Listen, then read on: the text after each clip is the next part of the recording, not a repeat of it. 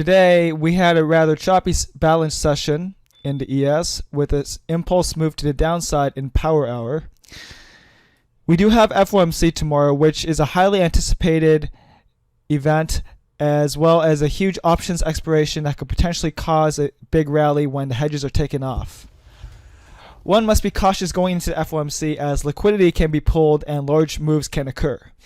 I recommend that you read a statement when it is released and not get sucked into a trade based off a move that seems overextended. We are also quite overcrowded on the sell side, so it is quite hard to stay intraday or even short-term bearish with this in mind. According to Goldman, we have seen massive liquidation at a level not seen since the Lehman liquidation of the global financial crisis. As we can see, the dollar continues to have strength relative to other fiat currencies as the global economy continues to rout. The demand for US dollar has not been higher since it is approaching 2001 levels as foreign investors dump their equities and bonds and continue to hoard cash at record levels. As of last Friday, markets are now pricing in that we have a potentially deep recession risk. The PPI was pretty much in line with analyst expectations today, with a slight miss at 10.8% year over year and 0.8% month over month. Energy has made up a large part of the move up, as well as goods. Also, we could see that freight costs have made a significant part of the pressure on the PPI. The producer price index is quite important as it leads CPI, and the producers transfers the cost to the consumers if they think that these higher prices will remain elevated for a while. The Fed is massively behind on their fight with inflation, and many are calling for a 75 or 100 basis points rate hike. And as the Ukraine war rages on and COVID-0 persists, there is a massive struggle to revive the logistics of the world economy, so it is likely we'll see persistent inflation as a result of this. With Fed rate hike expectations, the market is now expecting higher odds of a 75 basis point rate hike as the Fed continues to realize that it must get inflation under control. Those who are hoping for a pause will likely be disappointed as the odds of that continues to fade, and there could always be further headwinds that causes the Fed to go even more aggressive. There is much uncertainty with the geopolitical and the global economy that one cannot predict a positive outcome.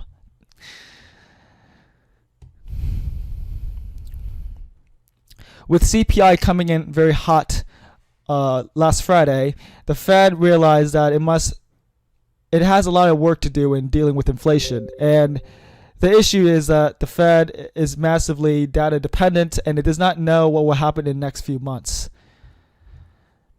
Many are expecting that this week's revised economic projections is forecasted to have lower GDP growth, higher inflation, and little change to unemployment rates.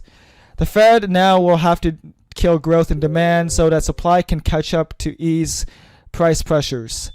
The Fed must go above the neutral rate, and it is expected that the policymakers will revise the dot plot in response to the strong inflation numbers and the rising inflation expectations.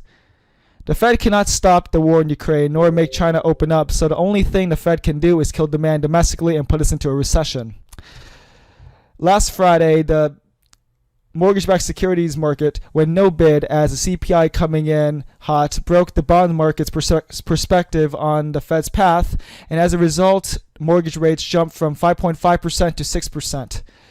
The hot CPI number was a result of the rise in manufactured goods earlier in this year, and now energy after the onset of the Ukraine war. The main issue is that everything in the economy requires energy, from goods such as shoes, to transportation, to agriculture like fertilizer. We were about 3%.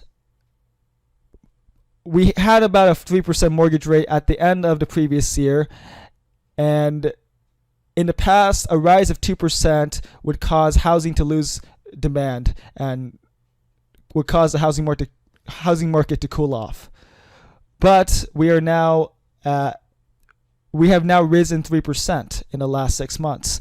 And this is truly catastrophic, as housing is a backbone of the economy and people are desperate for housing. And if the costs rise, it will become way more unaffordable for many, and effects will be felt almost immediately.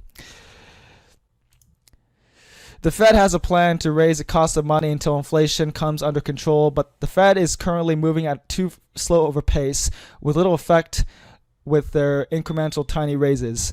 What truly needs to be done is we must unimpede production and delivery and not tax windfall profits on the oil companies, which the administration is threatening to do. We are seeing significant protracted slowdown to the housing market, which is bad because it is the backbone of the economy. Redfin has announced that it is laying off 12% of the workforce, which is signaling potential slowdown in the housing market.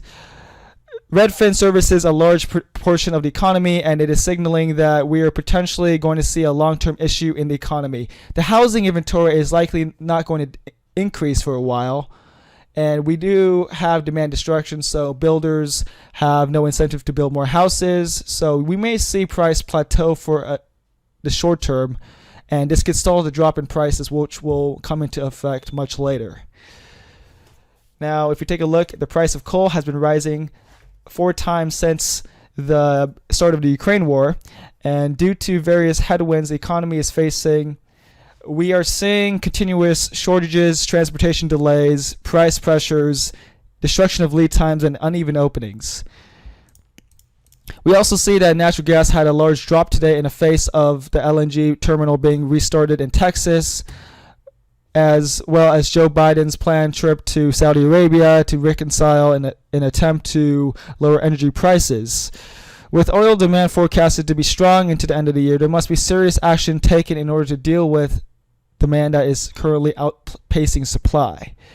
Due to the uncertainty with reopenings and geopolitical conflicts, there is considerable risk to recovery to pre-pandemic levels, and inflationary pressures will likely persist as long as the Ukraine war goes on longer. Although Saudi Arabia did raise their output, it was merely a symbolic gesture and it does not have a significant effect. It is quite unlikely that the Saudis will risk their profits, as they are in a great position with elevated oil prices. With the yield curve, the market is now in the face of aggressive rate hike schedule. The move in the yield curve today is signaling a deeper and broader slowdown in the economy and potentially a recession as we go into inversion territory. Previously, the market was not pricing in aggressive rate hikes until the last CPI print, which scrapped the peak inflation narrative. With that being said, I want to thank you all for watching. This is Mark with Semantics Research with your daily report, signing off.